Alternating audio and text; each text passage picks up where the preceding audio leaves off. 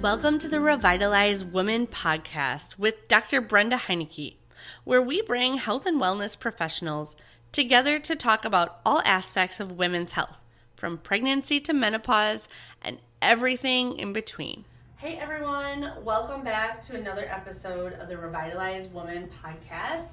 Today I'm really excited because I am sitting down with Lisa Kendall, who, if you've been in our Hales Corners office, you've probably seen her at the front desk or potentially working with clients, helping them get stronger.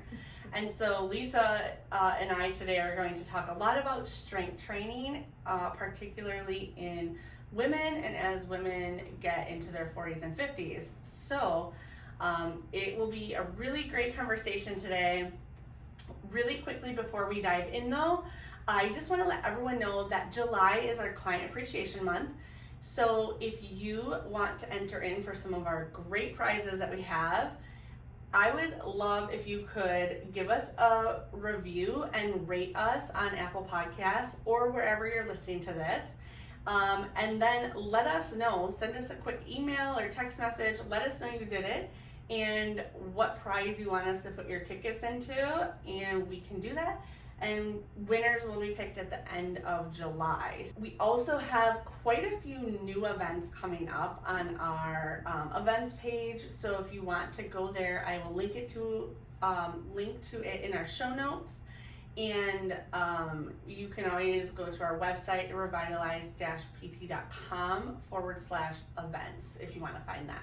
So let's dive in. As I said, Lisa is a personal trainer. She is amazing if you guys haven't had the opportunity to work with her. But I'm going to let her just kind of give a little bit of background and let us know kind of like how did you get into fitness. So welcome, Lisa. I'm super excited to have you on today. Thanks for having me, Brenda. I'm excited. So I got into fitness, when I was younger, I did play sports in high school, so basketball and track. Then didn't do too much in my early 20s, and really got into it in my late 20s.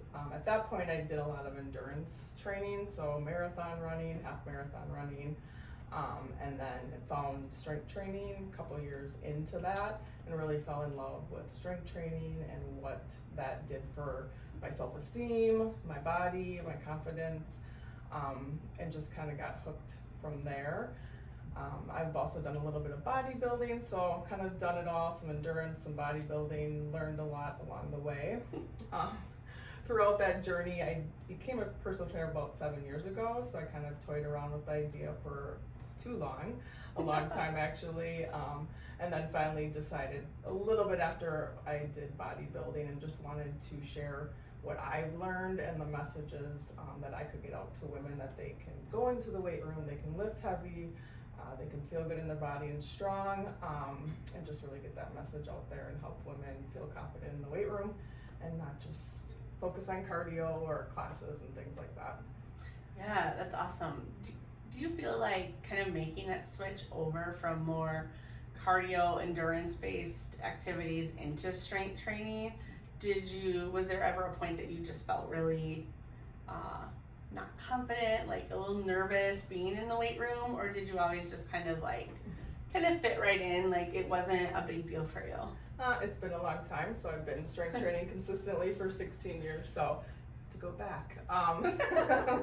Luckily, my boyfriend is a personal trainer, so he taught me how to strength train and made me feel confident in the weight room, but of course, if I'm in a different setting, I felt a little uncomfortable.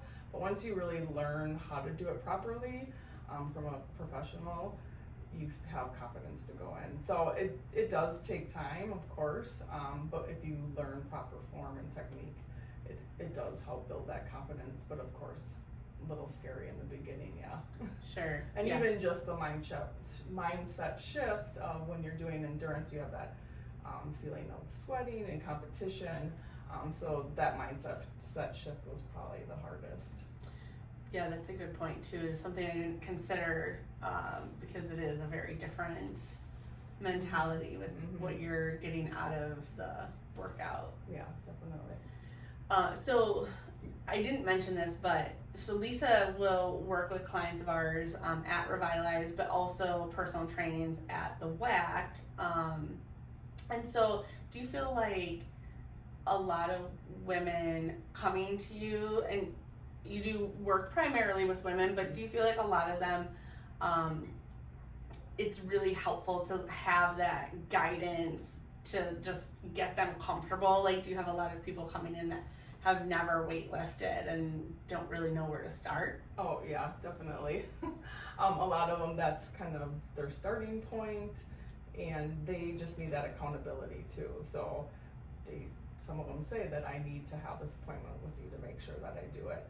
So it is definitely important, and they are very conscious of their form, and they want to make sure that they're doing it correctly. Most of my women are 40s and up that I train, so having good posture and proper form and not hurting themselves is very important to them. Yeah. So kind of going into that a little bit, why is it important for women to be strength training? You and I have had a lot of conversations about this in the office, but I want you to kind of tell everyone, like, what are your thoughts on that? Why is it so important?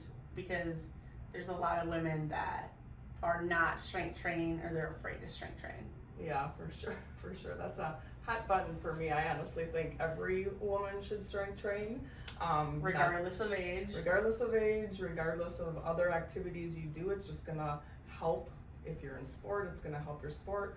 I think strength training is the key to longevity. So the stronger your body is, the more you're gonna be able to combat certain, especially as we get older, diseases, diabetes, cancer, heart disease, and then as we get into perimenopause and menopause, even like anxiety, depression, that can be younger as well. It's just going to help with that as well.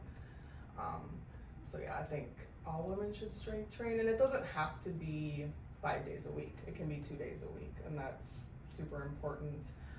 As you know, as we get older, once you reach 40, you start to lose that lose muscle and bone density, so strength training is only going to help that. So the sooner you do it, the more you're setting yourself up for success long term. Yeah, I think that's something that you and I have talked a lot about, that, you know, as your hormones start to shift, and a lot of women don't realize that kind of the perimenopause phase, which truly is a phase, can be about, it's like 8 to 10 years on average leading up to menopause. And so for a lot of women, they're not really even aware that they might be in that phase. But the more that they can do on the front end to build muscle and build bone strength, just sets them up so much better for menopause, because it's more difficult to make progress just based on a hormone interaction. Yeah, definitely. And even like if you haven't set that up, or if it doesn't mean it's too late either. So if you haven't started and you're 45 years old, definitely start, or even 60, 70. There's never, it's never too late to start. You're just gonna help either build or maintain that. And if you fall or do anything, it's just less likely that you're gonna break a hip, things like that, which is detrimental once we get older. Yeah, definitely. And you know, you kind of touched on this too, but I think a lot of people don't understand all of the benefits of strength training and how it can impact mood, and cardiovascular health is huge. When, you know, for women in, let's say, their 40s and 50s that want to improve these things, I feel like a lot of them will turn to just cardio, and especially if you want some cardiovascular health. Can you talk a little bit about how you can actually get some cardiovascular benefit from strength training versus like just doing cardio, like a steady state cardio? Yeah, definitely. And just from some of the stuff I've researched too, it's actually almost more important to do strict strength training as you approach 40s and beyond. And not do like maybe some boot camp style classes or just cardio. If you love it, definitely do it, but you need to have that pure strength training, meaning like 2 to 6 rep range, and then you're really taxing that central nervous system. And if you're lifting heavy, of course you want to start where your baseline is, so it's not like you're going in and doing 200-pound deadlift. We're going to start where you're at, but you're going to feel, I mean, that's going to be hard. Like if you're doing a, let's say, 100-pound deadlift and you've never done it, that's definitely going to get that heart rate up as well. But the more muscle you put on, it's just going to, again, like you mentioned, help with what you've lost, that hormonal profile. Mm-hmm. Can you talk a little bit more about like why do you get so much more impact, I guess, from like strength training versus like walking from like a cardio standpoint? Well, the more muscle you have on your body, the better your metabolism works. So a lot of times we think, like we look at our watches and we're doing cardio and I'm like, I'm burning this many calories. Well, that's great, but the more cardio you do, the more you have to do. So your body just adapts to it quicker. Where with strength training, we can change that, like that adaptation differently. Once you get used to it, there's just so many variables that you can interact with strength training. So the more muscle you have on your body, the better your metabolism is going to work. So the more you're going to burn at rest, basically. Mm-hmm. Mm-hmm. And then the more you'll be able to eat as well, and then burn. So yeah. So what would like an ideal strength training program look like for a woman, maybe kind of just starting out? And I know everyone's different, but like what would kind of be like your ideal that you're laying out in terms of how many times a week, like how long is it going to last, etc.? I would say someone starting out, general population, hasn't strength trained before, 2 days a week, I would start them at, if that's feasible with their schedule. I mean, if that's not and they can only do one, I still would say it's still beneficial to do 1 day. I would still have them walk daily. I think walking is like brushing your teeth. It just should be done. And then just movement. Yep, exactly. And then as far as cardio, yes, you still want to have that cardiovascular base. I would actually recommend high intensity, but only for 10 to 15 minutes. And when I say high intensity, you're going as hard as you can for 10 to maybe 30 seconds. And then you're resting and recovering and doing that again, but not for 40 minutes. It's going to be that short duration. So that could be like a sprint or like jumping jacks, jumping rope, like anything that's like really going to... Right, or even like, especially as we get older, sometimes people don't like to jump, even though jumping's still going to be good for the tendons and ligaments. So if you can, work up to that. But like sprinting on the bike, rowing is going to be great, things like that. But yeah, uphill sprinting, because it's a little less impact on your joints. That's your favorite. Yeah. Lisa's favorite exercise. Yeah, so I would keep them in that, like that 2 day a week for probably 4 weeks within the same program, because you want to see your progress. You don't want to be switching around constantly and not seeing where you're at and where your progress has taken you, and then kind of reevaluate where you're at. And all those things can be changed versus like if I'm on the stair mill every day for 30 minutes, well now I got to go for 40 minutes and 60, and it keeps going up, which is, it's just hard to do. People have lives, so. Yeah. Do you feel like that's like almost like a common misconception a little bit that you need to be doing this for a really long amount of time every single day? Yeah, it's definitely, that's one of the myths, I would say, misconceptions, that people come in with, that I have to work out every day. And if you're doing that, you're not getting proper recovery, so then your next workout isn't going to be as good. So it's definitely a misconception that people have. They think more is better. When you're starting out, actually less is less is more, because then you just have more room to grow.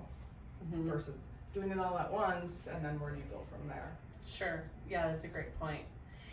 And you kind of said too, like, stick with it. Like, you have a program and you're sticking with it for 4 weeks. I think, like, I guess, like, I feel like I see people often changing it, like people like variety, which I totally understand, and like, yes, the same thing does get boring, but from like a strength training standpoint, you kind of need to stick with that program for at least a few weeks to really see progress. How do you get clients to kind of like stick with it, stay present with that program when you see so many people like every single day I did a different, a strength workout to mix it up? Like, what do you tell people? Definitely educating them on what the benefits are and where how they're gonna see where their strength changes. And you can the movement can stay the same, and we can change it up. Like, let's say you start with a body weight squat, and now we're gonna add a goblet. So put a kettlebell and hold that, and then you progress from there too. And people still find that they enjoy that. That to them gives them enough variety and challenge. So once they see the challenge in that, I think they catch on to it. Of course, everybody's different, so some clients I mix up a little bit more with little things. So it might be medicine ball slams, things like that, just to get a little more variety, but keep the movements similar. Like, you want to have the squatting, the hinging, the pushing, the pulling. And I think too, it also kind of depends a bit on like how much time are they devoting like in a week to it. Like, can you divide up the workouts a bit more versus like 2 days a week whole body versus 4 days a week, or maybe you're splitting upper body and lower body. What are your thoughts on that? I mean, just for my population, I think the full body is the most beneficial, and they like it just because you're also not as sore either, but you're still getting the same amount of volume because you're doing it 2 to 3 days a week versus 1 day's lower body, 1 day's upper body. The volume is there when you're doing the full body, and you should and want to leave your workout feeling good and like you can attack the rest of your day, not like, oh, I can't move and I can't walk and I'm sore for a week. Yes. So it's a great segue because this is something that we've talked about often. Just the fact that a lot of people do certain workouts, and again, it's not a one size fits all, but there are definitely certain workouts or gyms or trainers that really, it's this high repetition, high volume, and they just try to like kill your muscles in a workout. And we've talked about it where you and I have both seen people where they're like doing, oh yes, 100 squats or 200 squats today, and then they're so sore you can't walk for days. Like, someone that's in their 40s and 50s actually can do more damage. What are your thoughts on that? Yeah, it definitely does more damage, and actually that's one thing, you have more inflammation in your body in your 40s, 50s, and 60s, so you're gonna feel that even more. So if you're doing, even if it's 100 reps of body weight squats, yeah, it's your body weight, but that's tough on the joints. Versus if you did 5 sets of 5, like a barbell squat, it still impacts the joint, but it's not as much volume, and it's gonna just be a lot more beneficial for your body. So it's definitely takes a toll. I mean, I think I definitely can say if I knew these things in my 20s, I definitely would have approached it differently, because I think a lot of us have gone down that path and have done too much, and then you pay for it later on. You definitely feel it in your 40s and 50s. Well, and it's almost like there's almost this mentality that like if you aren't so sore where your body just hurts, like everything hurts, that it wasn't a good workout. And I mean, I think there are times that like some muscle soreness, like you're going to have that, or it's a new program or it's a new exercise or whatever it is. But I think like people don't realize that when you're so sore like that, like your muscle, you're breaking down your muscle, you're creating tears. That's what strength training is. And your body has to repair that. But there gets to be a point where, like, you've almost created too much damage on the muscle that the body can't repair all of it. And I think especially as women get older, like, it is harder to repair that. And so my opinion, and I would like to hear your thoughts on this, you know, I don't think it's great regardless of age, you know, to be doing these types of workouts so intense, so frequently, but then, you know, looking at someone in their 20s that can repair a bit more easily than someone, you know, 45, 50, where now they're probably actually almost creating more injury to their muscle. And I don't think people know that or realize that. What are your agree. What are your thoughts? Agree. I mean, I think that type of exercise routine is more risk. It's just more risk, especially in a class setting. And again, I'm not saying that you shouldn't do them, but I think you should be like have a background of proper form and be able to listen to your body and be in tune with your body and say, I can take this class, but maybe I need to back off on the rep range or weight.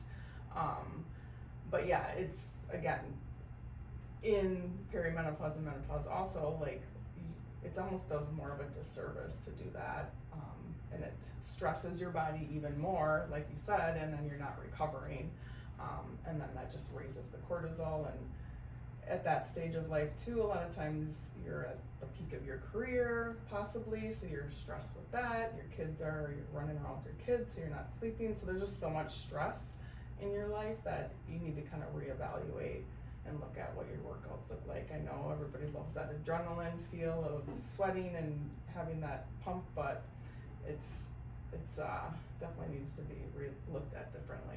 Mm-hmm. Kind of like tied in with that, like, what would you say are some other like misconceptions around strength training that like we haven't talked about? Because I know there's a lot. There's a lot. Yeah, one of the biggest ones is that if I strength train, I'm going to get bulky.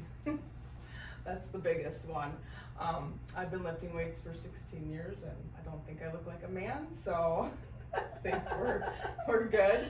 And women just don't have enough testosterone in their bodies to be bulky. Of course, nutrition is a big factor, so if you're eating well, you're not going to get bulky. I know this is a little taboo to say probably, but tone is essentially building muscle. So if women come and they want to be toned, that's what that is muscle. You're building muscle is what that is. Mm-hmm. So you have to challenge your muscles to look like that. Mm-hmm. Yeah. So that's one of the big ones for sure. Yeah, definitely. I think I would agree. That's probably a huge one for women, especially. I think, you know, sometimes I think of my mom who turned 61 last week, and I think that's definitely something she would say is like, well, I don't want to, you know, bulk up or anything like that, because I think it's was just a widespread myth a long time ago, and even still you get that. Yeah, definitely. Younger girls aren't as afraid of it, the younger generation, as mine and older probably is. But we grew up with like Jane Fonda and aerobics and jazzercise and pink dumbbells, and not strength training. That was for men, so we always associate it with that. And once you do it and it really has an empowering feel for yourself. Once you do it and kind of learn how to do it properly, it's very empowering. Yeah.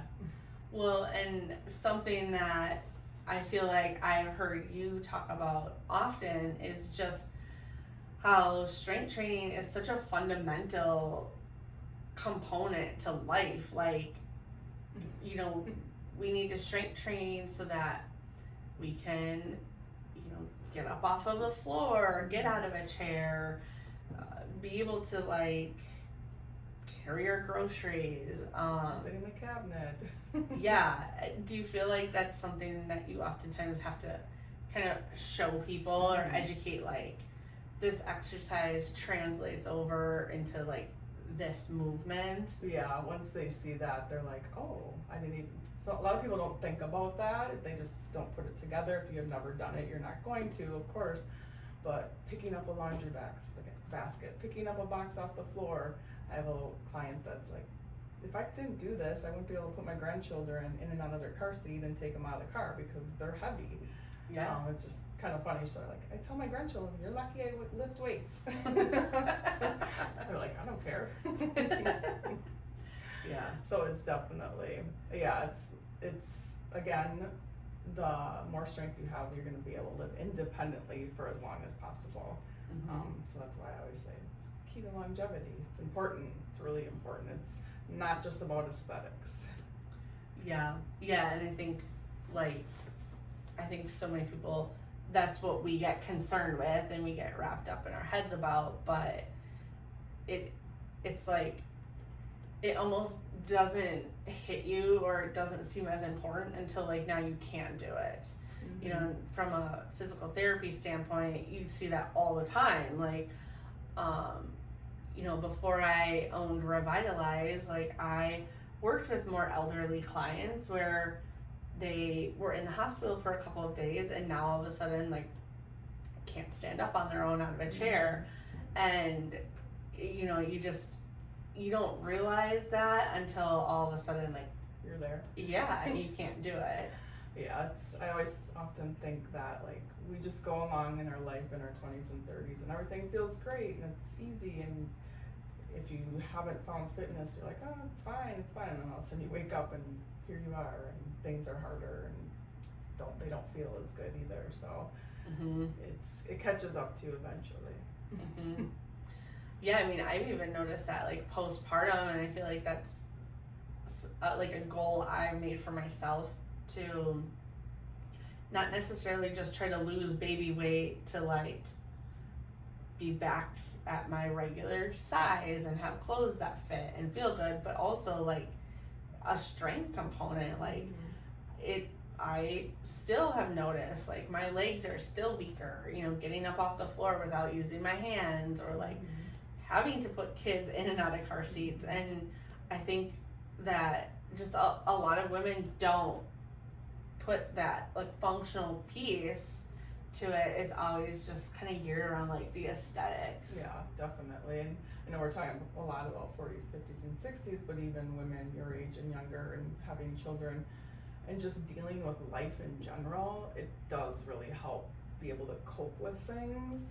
I mean, when you're strength training and doing things like challenging your body, you fail during it, and it helps build that character. And it helps you in life in general, just be able to deal with things and kind of have this calming effect on yourself, I feel. Yeah. So.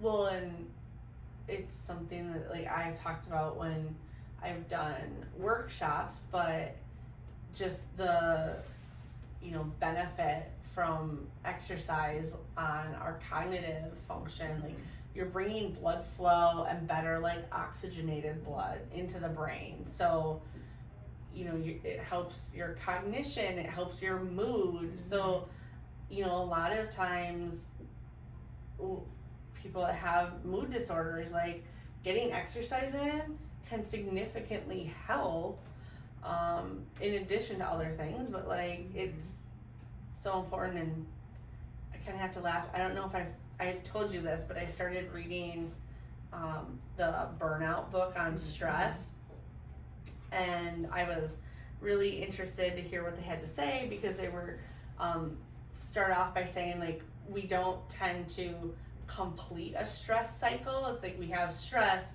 but we don't, like, go all the way through it, and we kind of get stuck in this, like, midpoint. And I was like, oh, this sounds really interesting. And then, like, the next chapter is like, yeah, and exercise is how you complete that. And I'm like, oh, I should have known. Like, everything. The answer to everything is, like, a healthy diet and exercise. And sleep. And sleep. Yeah, I feel like that is the answer to everything. Yeah, I have this what's wrong with me? Exercise. Yes, I know, but yet, you know, and here I am, like, reading this book, like, oh, like, Yeah. this is going to be, like, really insightful, like, give me something, and no, I mean, I should have known. Right. I should have known that answer before I even read the book. Honestly, I think we always look for quick fixes, and we look for a secret, and it's really simple stuff. It's like sleep, exercise, nutrition, and get outside. Yeah. I mean, that's, if we all kind of live by those rules, it'd be a lot easier. Yeah, definitely. What do you feel like are things that you tend to say often to clients? Are there a few things that you find yourself always telling them? A lot of mine I've worked with for a long time, so I don't say it as much, but consistency is the biggest thing. Consistency is key. Not comparing yourself to other people or other people's bodies or how you looked 20 years ago, because that's not your body anymore. Whether you had a baby, your body, this is your body now. This is your body post-baby. Or I'm going through menopause or perimenopause, like now my body's changing a little bit. So not comparing ourselves so much, being the best version of yourself, and doing the things you do because you want to treat yourself, like you love yourself, so you want to treat it well. That's why you do it, because this is the only body we have, so we need to treat it well. What would you say is the hardest exercise for women to learn, like from a form standpoint? Yeah, the hardest exercise, hands down, is hip hinging. So a deadlift, Romanian deadlift, probably the hardest exercise across the board, men and women. We connect, especially if you don't have an athletic background, connecting to your hips, which is where glutes and hips power comes from. But if you've never done it, it's just a hard connection. And it looks simple, but there's a lot of parts and pieces to it. Yeah, I don't do a ton of golf swing analysis these days, but I used to do more, and there's like a drill that you can do that basically, like, you have to move the hips without moving your upper body and vice versa, and it is amazing how so many people, they can't do that. Like, we can't dissociate the two halves of our body. Mm-hmm. Yeah. Even like these athletes that are out there golfing all the time, and you're like, you can't do it. So Yeah. I would totally believe the hip hinges. And that's probably one of the most important, just because when you're picking something up off the ground, you're hinging. Or you should be. Ideally, you should be. Should be That's hinging. the goal. Yes. Again, taking it back to life. Not, back rounded over and Mm-hmm. yeah. Do you find it difficult to be at the gym and like seeing people exercising on their own with like the form is just not good? Is that hard for you to watch sometimes? Yeah, it can be challenging for sure, but I have to stay in my lane. I mean, it is my lane, but I know. I think that sometimes when I watch people run down the street and I'm like, oh gosh, their knees must hurt. Like, just Yeah. they must. Yeah, definitely. Okay, so 2 more questions. What is your favorite exercise? I think I already know the answer to this. It's gonna be the hip hinge, isn't it? I'll say 2. I actually do like squatting. It's hard. I like a lot of exercises. So for me, I'm sorry. But deadlift is just because you get full. I mean, squat is too, but you're really engaging that whole body. So deadlift probably. Trap bar deadlift, because I think as I get older, I like it. It's just a little bit better for my body and joints as I get older. But I do like a good shoulder press. So. Okay, last question I asked everyone on the podcast. What is your favorite way of practicing self-care? Oh boy, that's a hard one for me, Brenda. I do like to go for hikes, so get out in nature. I do need some time alone. Alone time is important to me, so I'm with people from 5:30 in the morning till 7:30 at night, so having my alone time is good. And then I just follow like getting good sleep, proper good nutrition, but getting out in nature. Consistency. Getting out in nature is probably favorites. So. I love it. Awesome. Well, thank you so much for coming on today. Thank you. I'm glad we were able to record this. I know we've had these conversations over the years, but I think it's your knowledge and your insight is so important, and I think just so great to be able to get it out there for other women to hear, because I think can be very inspiring for a lot too. Because you really do live what you preach, and I think that's important. Yeah, thank you. So thank you. Thank you. And we'll have to maybe do a follow-up sometime on protein intake. Yeah, sounds good. Thank you so much for tuning in to another episode of the Revitalize Woman Podcast. Stay tuned for your pelvic floor tip of the day. But don't forget to rate us and leave us a review on Apple Podcasts or wherever you're listening. And if you do it in the month of July, we are doing our Client Appreciation Month. So you get tickets, raffle tickets, to enter in for some really awesome giveaway prizes. So I would be so appreciative if you could do that. Feel free to tag us on social, let us know you did it, or shoot us an email or text, and we'll get your tickets entered in. So your pelvic floor tip of the day is make sure you are working on your hip hinge. So you heard Lisa and I talk about how important that is, but not only is it important for function, it's also really important for your pelvic floor. So start to practice that and incorporate it into your movements. Thanks again for tuning in, and I'll see you on another episode.